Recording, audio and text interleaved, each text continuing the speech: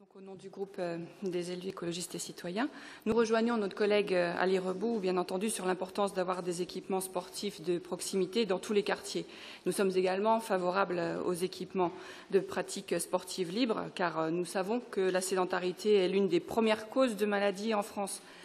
En effet, moins d'un tiers des Français ont une activité physique suffisante. C'est pourquoi nous encourageons tous les publics, et en particulier les jeunes, à bouger.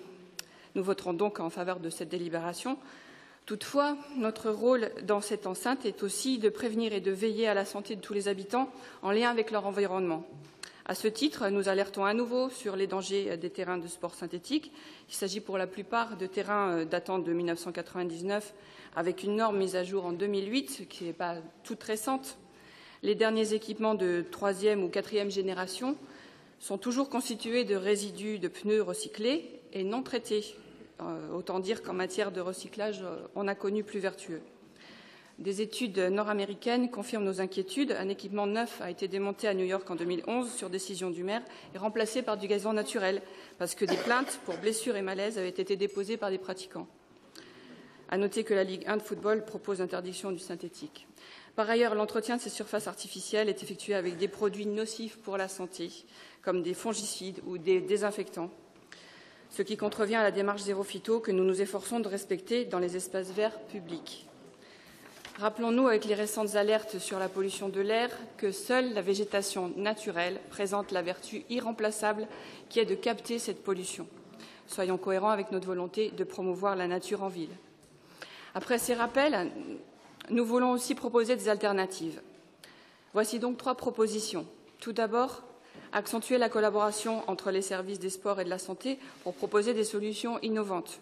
Dans un autre registre, le service des sports et la commande publique ont bien travaillé ensemble pour obtenir des ballons équitables au mondial de handball. Ensuite, solliciter nos entreprises, interpeller nos start-up et les acteurs économiques pour inventer des surfaces plus saines. Enfin, interpeller le ministère des Sports et financer une recherche sur le sujet à notre échelle, ou bien en mobilisant le réseau français des villes santé, par exemple.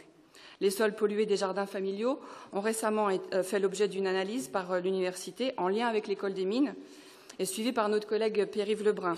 Nous pourrions y associer l'Agence régionale de santé. Notre souhait, et nous savons que vous le partagez, ce sont des équipements de qualité dans les quartiers pour concilier la pratique des sports et la santé de tous. Comme le préconise l'Organisation mondiale de la santé, nous devons considérer la santé comme un indicateur de réussite dans toutes les politiques publiques. La bonne santé des habitants est la preuve de la prise en compte de l'intérêt général par la collectivité.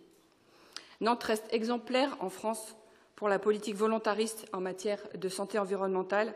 Continuons donc sur cette voie pour réduire les inégalités sociales, car ce sont toujours les populations les plus défavorisées qui sont les plus exposées à la dégradation de leur environnement de vie. Enfin, pour conclure, je vous invite à lire la chronique du jour d'Alternatives économiques. Son titre, c'est « L'écologie, ça commence à faire du bien ». Et elle dit que c'est la non-écologie qui est punitive, car elle se traduit en inégalité de santé. Je vous remercie. Merci.